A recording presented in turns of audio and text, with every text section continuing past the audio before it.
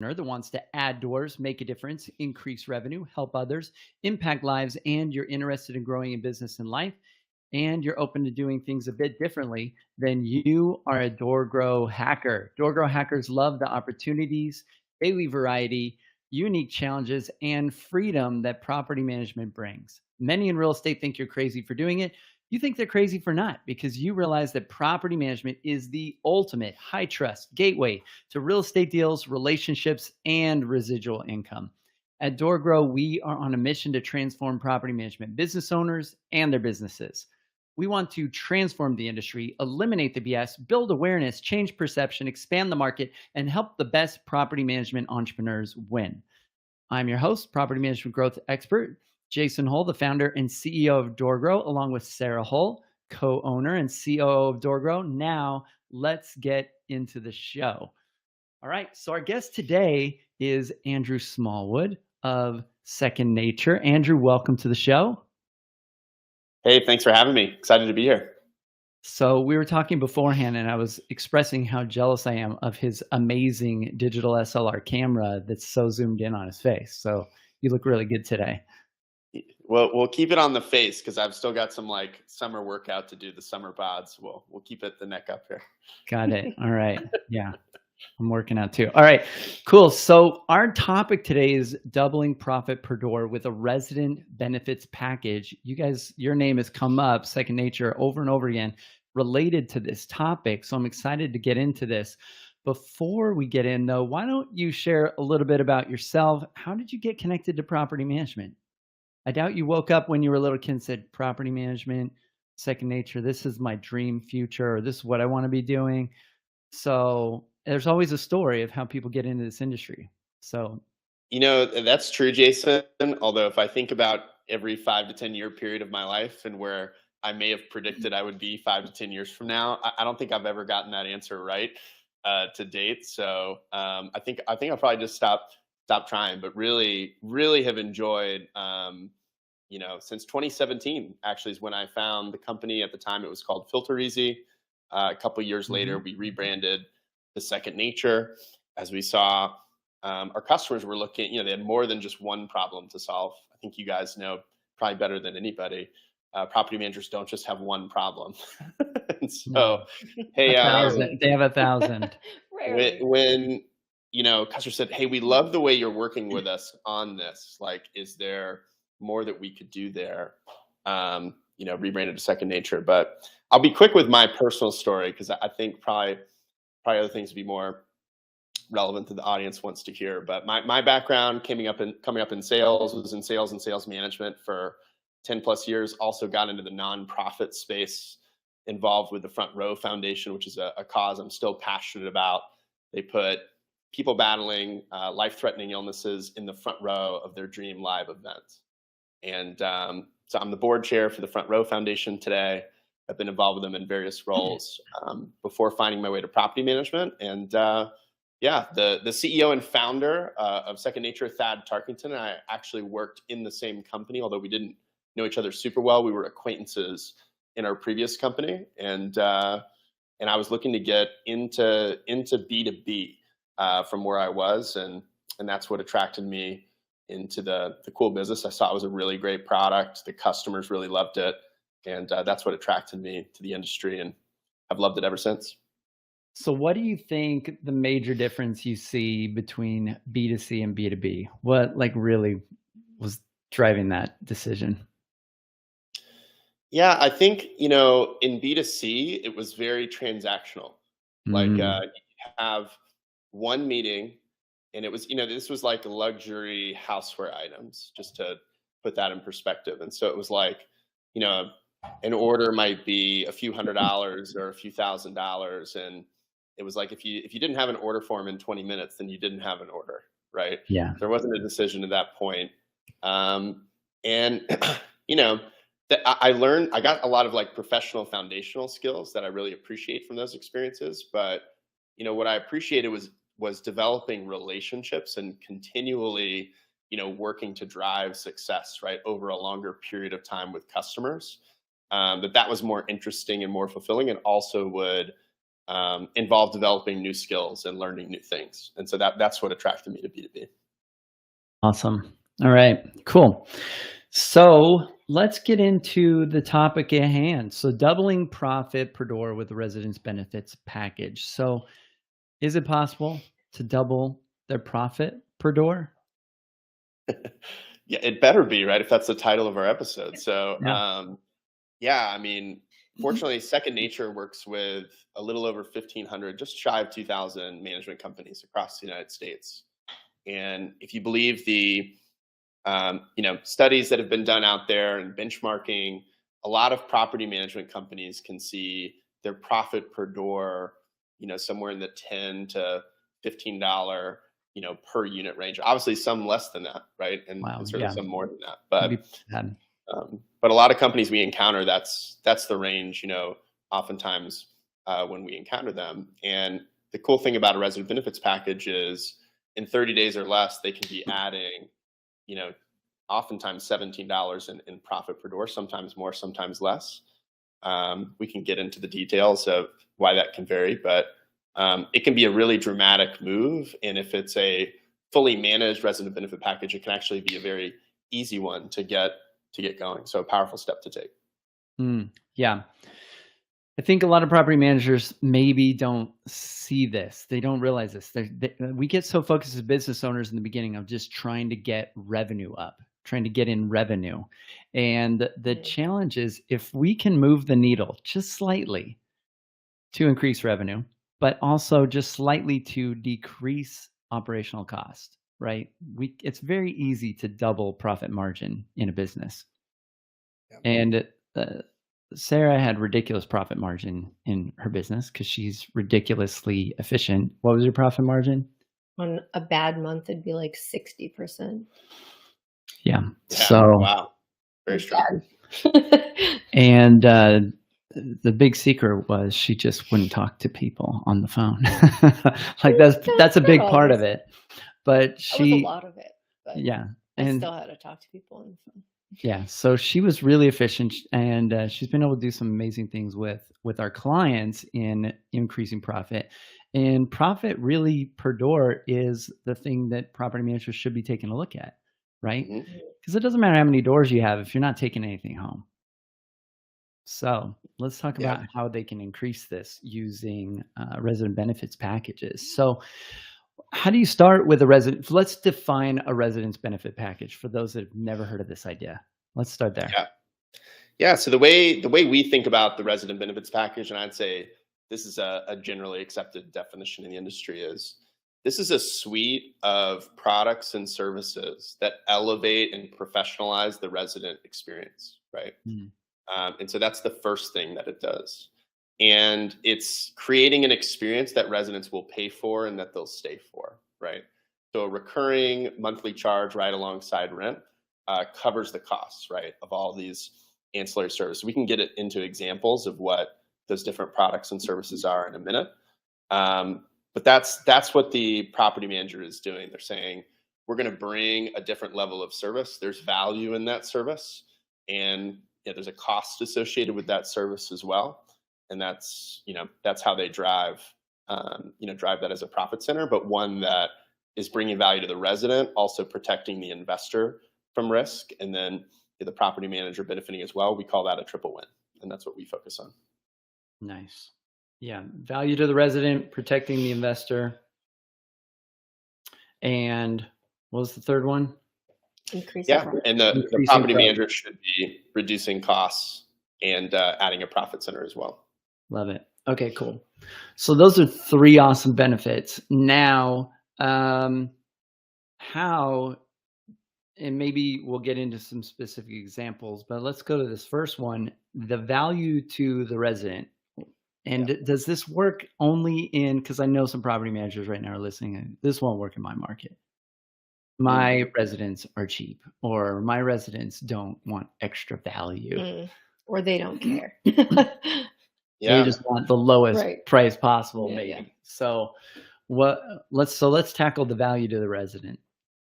Yeah, well, I mean, I think first I'd like to acknowledge some of the truth in that, which is that if I look at different asset classes, right? And you look at like Mm. multifamily, which has really done a lot of investment. Like you think about Class A multifamily major MSAs, and like there's golf simulators and bark parks and like, you know, Yeah. 3 water fountains and like all kinds of investment, right? And then generally the way you see them monetize is both as a part of the rent. They've figured out how to, you know, classify their property at a place where they can actually monetize that in the rent itself. It's amenitized. Yeah. And then also there's services like valet trash and other things like that, right? That are going to be charged as a separate ledger line item there.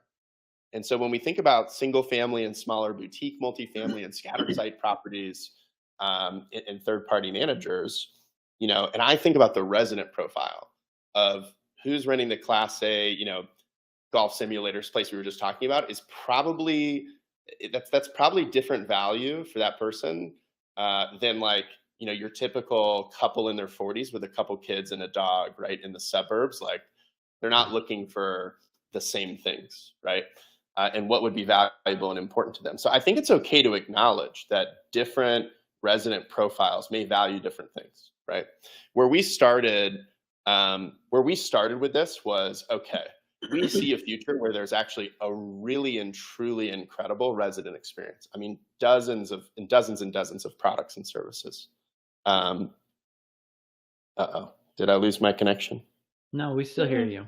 Oh, okay. Sorry. Okay. Something on my end there. Sorry. Dozens and dozens of products and services and bucketing them into what's already required in the lease, right? And so we started with that before going to, hey, what's like standard but could be opt out, or what might be really cool for some residents, like you imagine lawn care as an example. That's probably not something that every resident would pay for, and some would choose to do it themselves. And you know, but there's probably a small percentage of residents that really would appreciate having that kind of service done and coordinated for them. And there could be a great revenue opportunity there.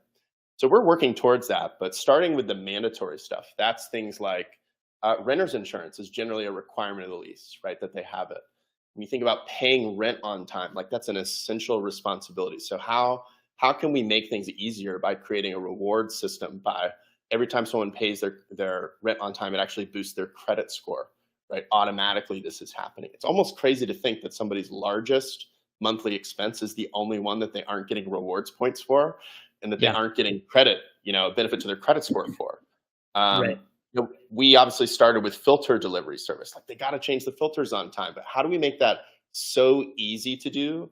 It's going to happen the vast majority of times versus all the friction that gets in the way Mm. of that otherwise, and on down the list. So, hey, we've kind of tackled these things that are core lease responsibilities first.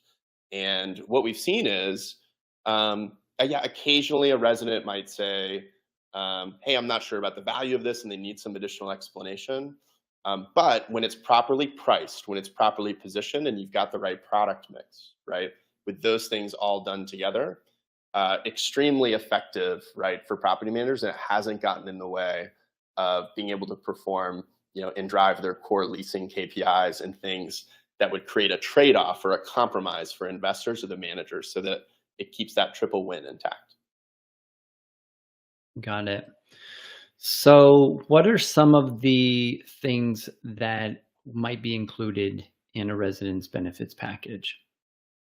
Yeah, so we just alluded to rent reporting. Every time someone pays their rent on time, what we do is we actually help take that information, get it to the credit bureaus so that it's building the resident score. And to give an idea of the impact of that, you know, it's common to see 20, 30, 40-point bumps. There's some incredible, you know, individual kind of outlier cases where we've seen 70, 80-point increases, right, in individual Mm. profiles.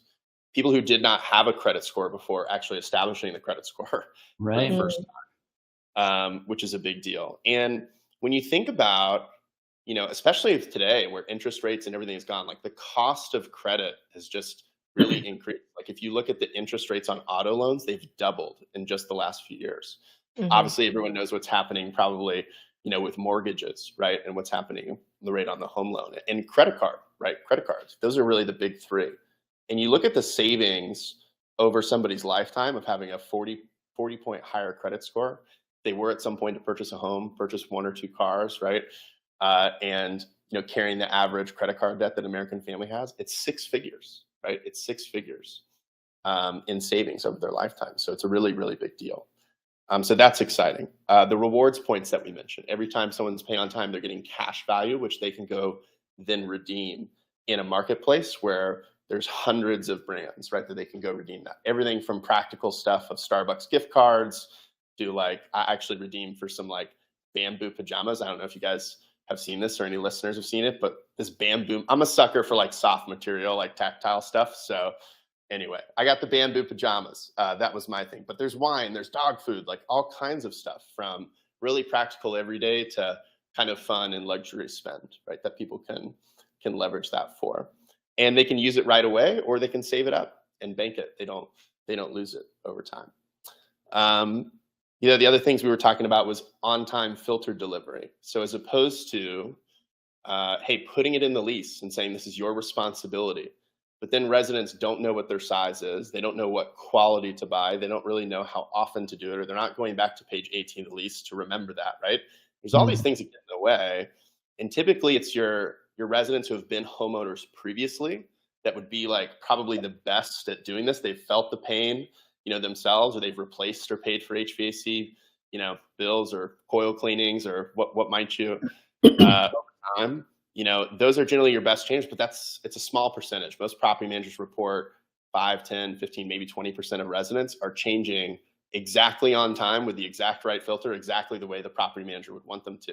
Right. And so what we did, it's not perfect, Jason and Sarah, it's not like, okay, 100% of the time it works every time. But we actually did a study with the National Rental Home Council across 8,000 single family rentals, 18 months. And we looked at 4 operators, and it was A/B tests, right? So some it's, hey, you're relying on the resident to do it.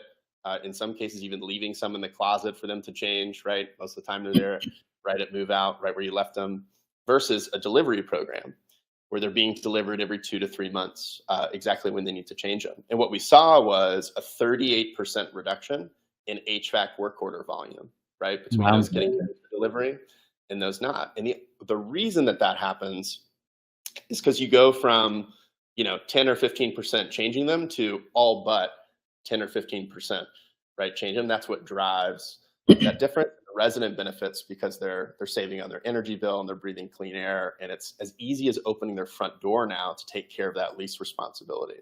So that's a great one. I'll pause here for a second, but we could talk about renter's insurance, which is a big one, ID protection, on-demand pest control is actually the newest feature that we've rolled out most recently. So that's a newer one, a fresher one. Cool. Yeah, happy to dive in more if you guys feel that's appropriate. Yeah. I think people understand the list of all the things, their brain starts to go, oh, I could see how this would be beneficial. This would add value to the resident for sure. So now protecting the investor.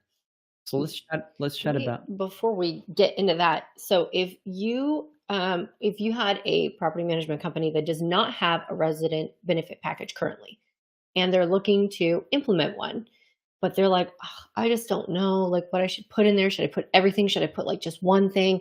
Like, what is some advice that you have on like what to include and why? Excellent question. So we can provide a link, I think, to you guys, the show, but rbp.secondnature.com, right, is a place that people can go. And we've actually built a contact form there where if people put in the state that they're in, Sarah, it'll actually pull up the calendar of the person on our team who works with property managers in that area. And so what we generally do in a call is talk about what are their company goals, like what are they trying to optimize for, right? That's the first thing we'll consider for put in, right? Really define what you want your resident benefits package to do for you and your residents, investors, map out that triple win.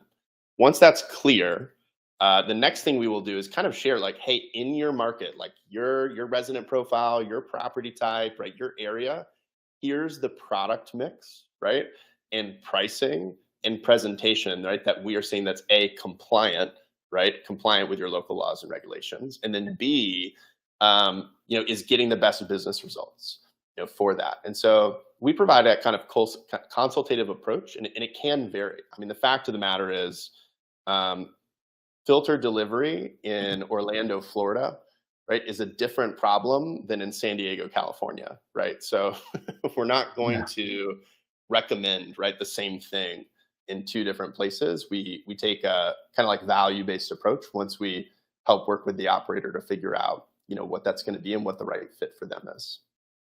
Mm. Okay, that's awesome. Yeah, Super helpful. And I that like that is. it's like very customizable, because I think this is something that people just they hesitate on a little bit because there's so many options. And Yeah. especially like when we take clients through pricing, like what do I include in my high plan? What do I not include? Like what are the things that I should? And these are always where we see people get stuck. It's like what Yeah. are the benefits that we should include? And if there's something that really helps them figure out, like, am I compliant? What am I actually looking to do? And like what in my area seems to be working well already? I think that would be huge for people. So I'm really glad you brought that up. Thank you. Yeah. Yeah. I, you know, I'll jump in with one thing, and then I think Jason was going to go maybe towards the investor side if that's where we're going next. But something we saw included in benefits packages early that we've started to see phase out, like maybe that could be interesting for people, or if Mm. they've Yeah. heard about it in the past, keeping up with this, is originally before we had a lot of what Second Nature and other point solutions have been able to do in really productizing and scaling some of these services is, property managers were figuring out, well, what can I do on my own? And I think some of that is still relevant, of communicating anything that differentiates you from a for rent by owner, right? Versus a professional management company, that you have multiple payment options, right? Maybe you have 24/7, maintenance coordination, that somebody can file a maintenance request at any time. Versus, I remember one of my first early renting experiences, I rented from a dentist who had 4 rental properties, and it was like 2 weeks to get a hold of him to let him know Mm. that it was freezing cold in DC. Yeah. And fortunately, I was a college kid that like wore flip flops when it was 10 degrees outside. I didn't complain too much. But, thinking about those kind of experiences, man, a profession, like probably the people listening to this, I would never have that experience, right? Working with their company. Mhm. And so, hey, we do think it's important to communicate those things, even if you don't monetize them or necessarily charge for them in your RBP. It's a good place in the RBP to communicate those differences between a professional property manager and the FERBO. But the one that I've seen phased out were these kind of like early on, before there were things like filters and insurance and credit and stuff that felt like really tangible to bring in. We often saw things like, hey, here's a get out of jail free card on late rent, right? Or an Mhm. NSF fee. And the reason we saw that early on is because it was so easy for a property manager to say, hey, this is worth $50, right? Or worth $40. It's like this tangible value of what you're giving, right? As a part of that and communicating it, because they Yeah. felt like they didn't have a lot of substance up front. But as more substance has come in, we've seen that phase out because people started to realize, well, if I'm incentivizing, lack of on time rent, is that really a triple win for like my team that has to deal with that? Is that a win for the investor that's not getting their rent on time? And so it's really about how do we incentivize the right behaviors, right, that Yeah. drive good outcomes for everybody. And so that is something that we've seen change over the last couple of years. Some of that stuff kind of phase out and focusing on a more proactive and incentivizing what you want to have happen type of approach. Yeah. Incentives matter a lot, especially with tenants. Okay, cool. So let's get into then protecting the investor. So, I mean, I can see how some of these things, just if the tenants are behaving better, it's going to protect the property better, like getting filters changed, things like this. But maybe you can provide some more detail on that. Yeah. I mean, I think, a huge one is if you think about in single family rental in that investor profile, kind of like in particular, I think about how important it is to keep the property occupied, right? And,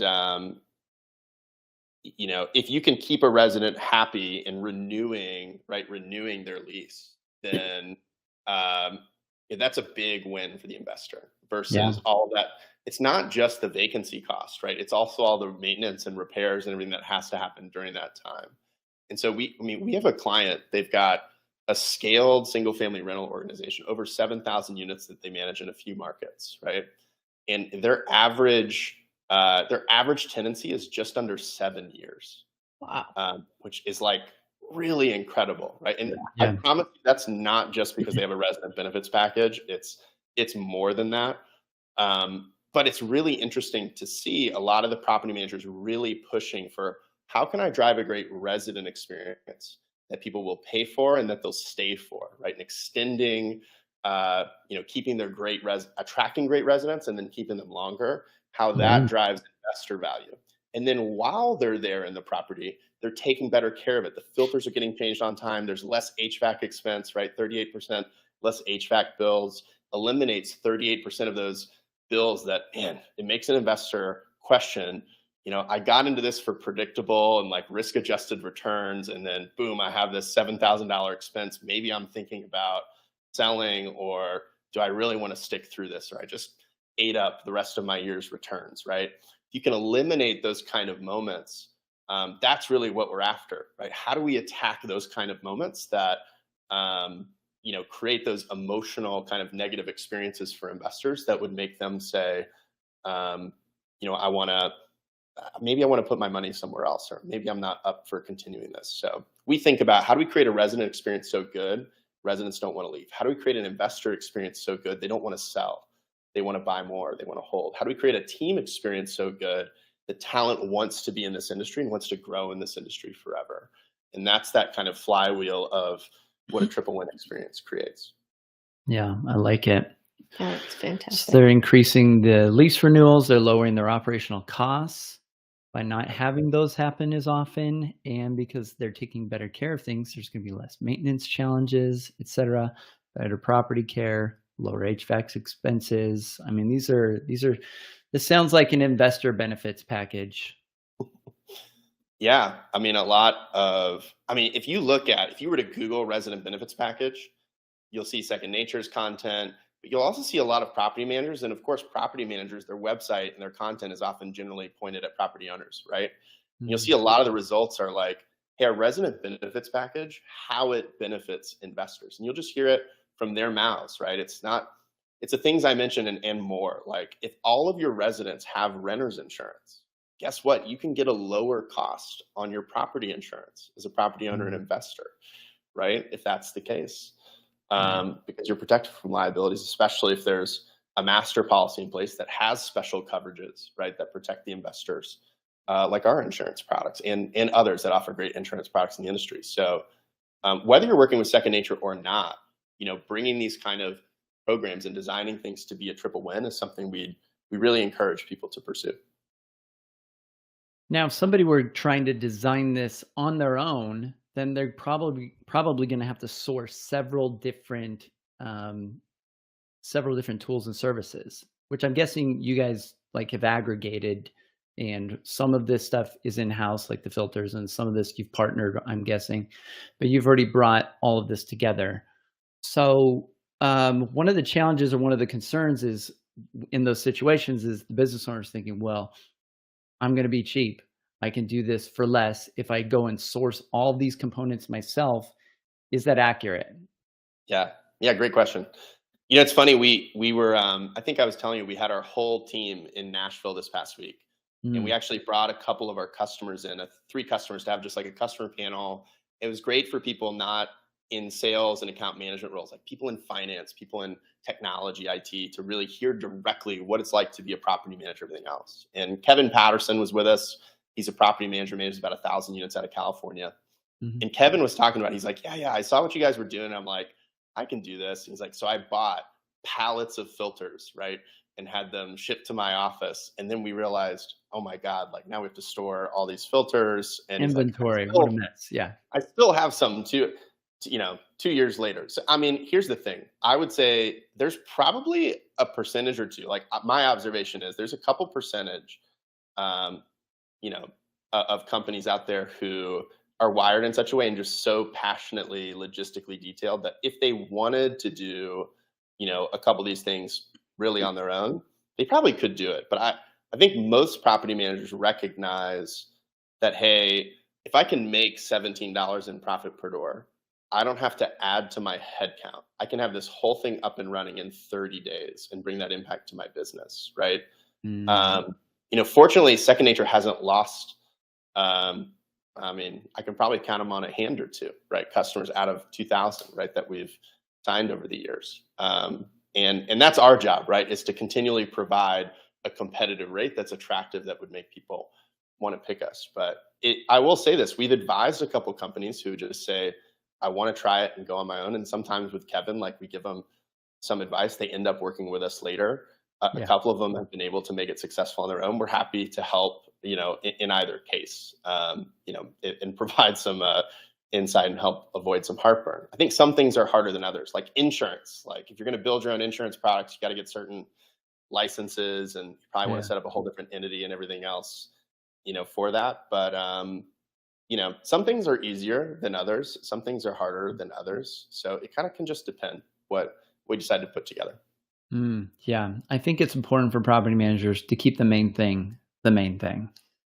Otherwise, it's Mm. so easy to get distracted as an entrepreneur. We're like, let's add this and let's do this. And then suddenly the main thing starts to slip. So you're like, cool, I'm going to beat that $17 that Andrew Smallwood's going to get me per door. I'm going to get it to 20 or to 30 or whatever. And then they're losing out on hundreds of dollars because they're not getting more clients. They're not focused on the main things in the business and retaining clients. And they're like, oh crap, now we have to do this because, you know, in order to do all of this, it's building another business in the business. And one of the biggest problems I see with entrepreneurs, especially in early stages of their development, is this idea that they need to just keep doing more stuff Mm. themselves. Mhm. And they start like expanding, doing other businesses. They have 20, 30 things. The most efficient model for an entrepreneur is one business. That's the most efficient. Generally, all these billionaires scaled one business, right? Because they had Yeah. so much focus. And I think focus is the most important of all five currencies of time, energy, focus, cash, and effort in relation to scaling or growing a business. It's focus, that laser focus. And so keeping the main thing. I've made that mistake. Doing my first conference, what I call my $2 million mistake, because we were growing at a healthy pace and then 300% a year. And then I was like, let's do this crazy, big, expensive conference.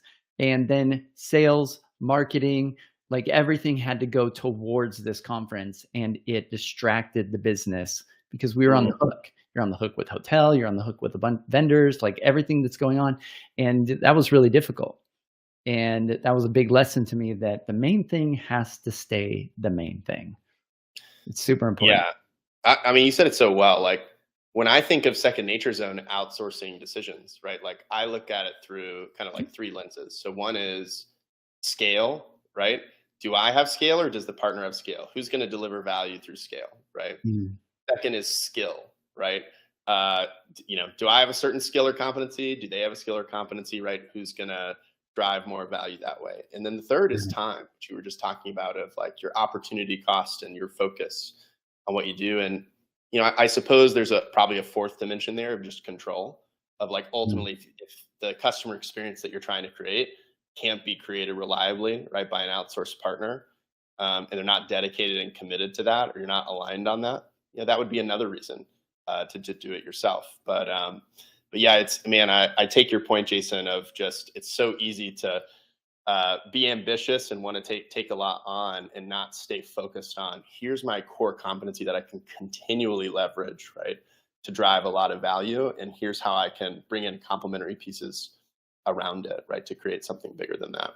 yeah. Mhm. I mean, a Advice big there. part of what we do at DoorGrow is just getting entrepreneurs to focus, and then they start to scale really rapidly. So, I mean, in this industry, it could be diluted focus on different types of properties they're managing, because each different type is almost like a different business. They're like, I'm going to do commercial, I'm going to do associations, and then they're like trying to run multiple businesses with team members that are trying to jump into multiple businesses, and then it's a mess, and they're just not going as fast. And so this I view as, this is like adding on another business. And if you can strap on these tools from vendors, other companies, and get these resources, you can go a lot faster and keep the main thing the main thing. So yeah, love it. So the third thing we talked, and we've touched on this in a few instances of how this can help, but the third thing was increasing profit.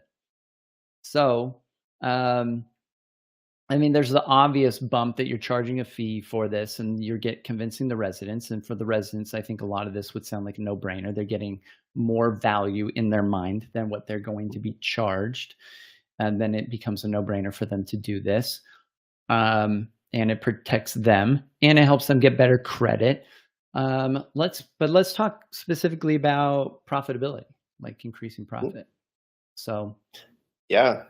Yeah. So I think, at Second Nature, like we do care about the experience and providing convenience to people, but it's also really important to us that there's a strong economic case, right, for all parties.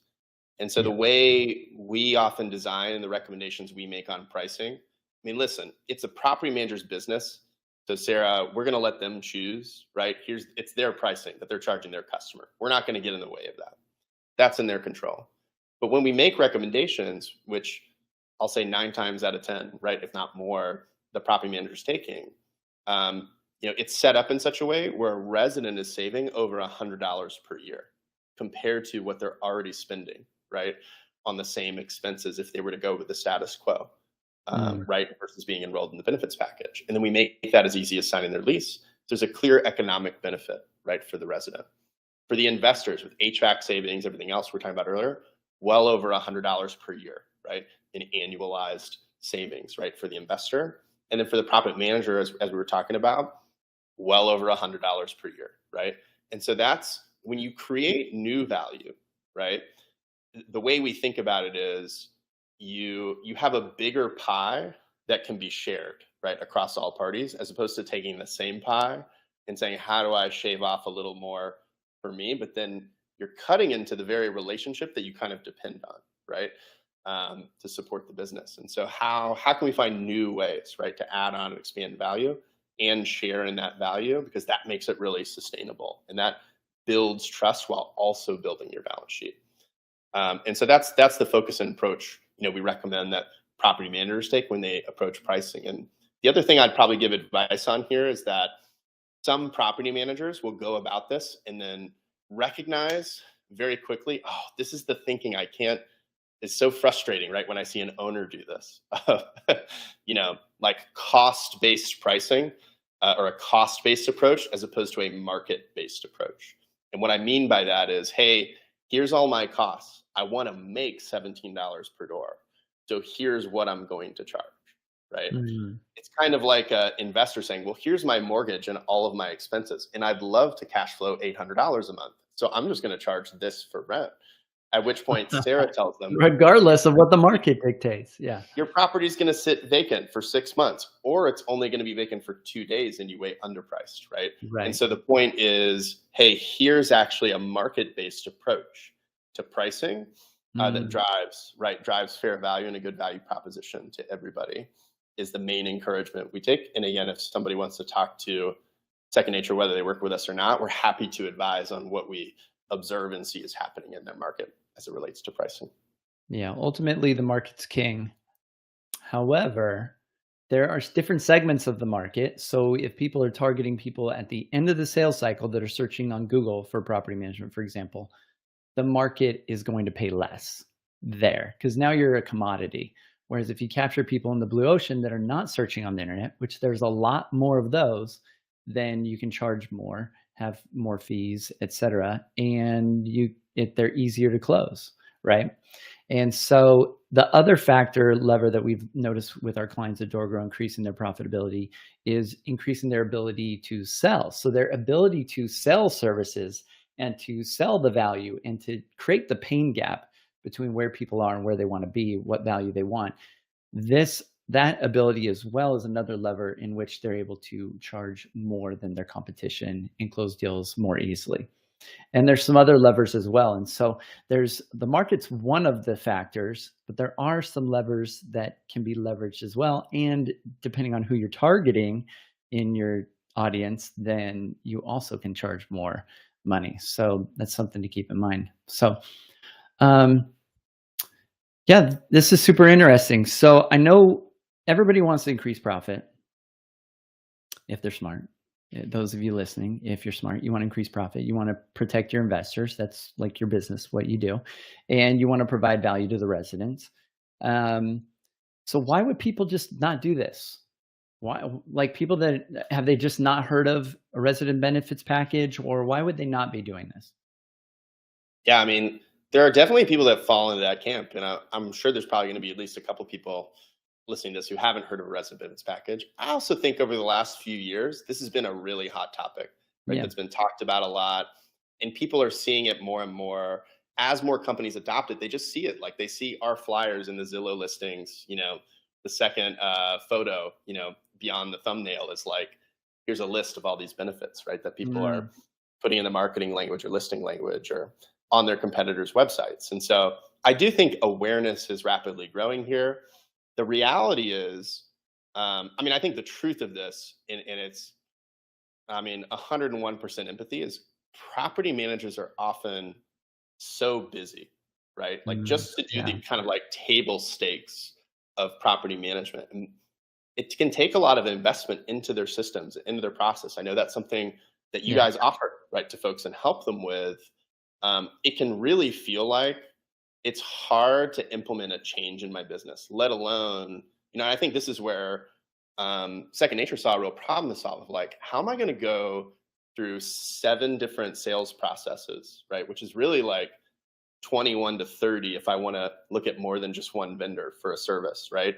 Go through all those processes, line up all my agreements, get those executed, and get my onboarding and implementation set up at the same time, and align everybody the same like consistent experience ongoing throughout. That feels like going to Mars. It's like Yeah. just a real big thing to tackle. So that's where we really just wanted to be like the easy button for that and drive, hey, we've got 1 million+ residents on our platform, thousands of property managers that we're working with. And, can we drive some efficiency and pass that benefit along to the customer, is core to our value proposition. And so, that's, I think, what has brought, a lot of people to us, why we're growing very fast and have earned the reputation that we have. And at the same time, we don't take it lightly. There's a lot more work to do. There's still more change that needs to happen here. But I think the big thing is just the anticipation of all the effort and just the hard work of making any change in your business, right? Is a lot of Mm. times what people come up against. Yeah, I mean, there's a lot of property managers. People have heard me talk about the cycle suck on the show before. There's a lot of overwhelm. There's a lot of stress. A lot of property managers struggling. They're in a race to the bottom in terms of pricing. They're focused on internet marketing, SEO, pay-per-click, content marketing, social media marketing, which is the bottom of the barrel owners that are the ones left over, the crappy scraps that fell off the word of mouth table. Like there's a lot of challenge there. By the way, we can help you with that. Reach out to us at DoorGrow. Um, so that may be a big reason why they're just not doing these things that are in their mind ancillary, auxiliary, and they're not adding this additional value, and they're leaving money on the table because they're too focused on trying to just get their business to eke out a little bit of dollars, and they're stressed. So I've got a question then, Andrew. If you have a recommendation on at what stage would this be easiest for a property manager to implement?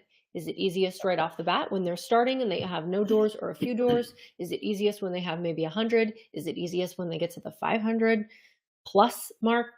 Or is Yeah. there a stage at which like maybe it's just in their mind it feels too hard and you're like, oh, actually it's really easy and here's why?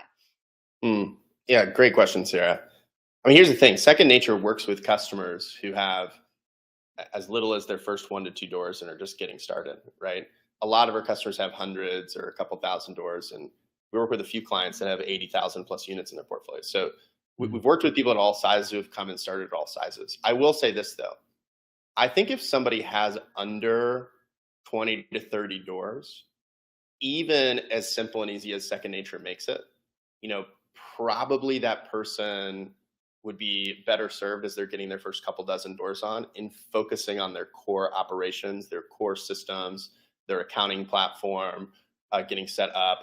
I would recommend probably holding off I'm sure my SMB reps are going to be listening to this and being like, "What are you saying, man?" You're like, no, no, no. Everyone, yeah.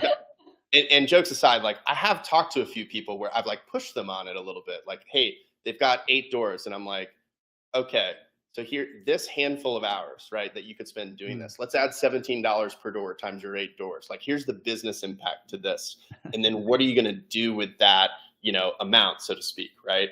And how are Yeah. you going to reinvest that in your business? Like, if you, how do you see that as the best use of your time versus spending that going and doing, business development or, generating realtor referrals or whatever your strategy is, right, for growing your business to kind of that initial point of profitability to support yourself. Like, how Yeah. are you seeing that? And in one case, he said, this is my differentiator, right? This is what I get to talk about in my market that I do that others Mm. don't. So it's actually going to help me attract more owners. I really want to do this now. Cool. Like, Yeah. I wouldn't stop that person from working with us, but I'd say generally, probably somebody in their first couple dozen doors is better focused on growing that and getting their core processes in a really stable place.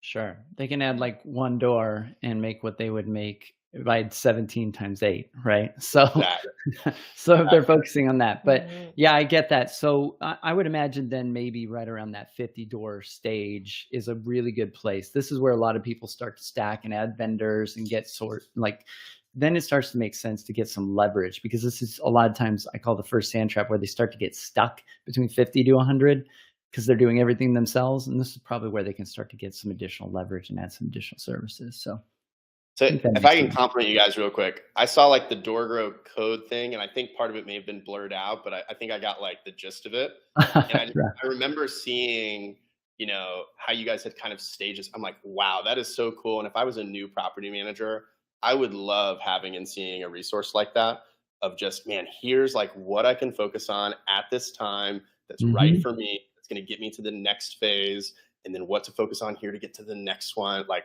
what a helpful and useful tool. So I just wanted to say kudos to you guys for putting that out there.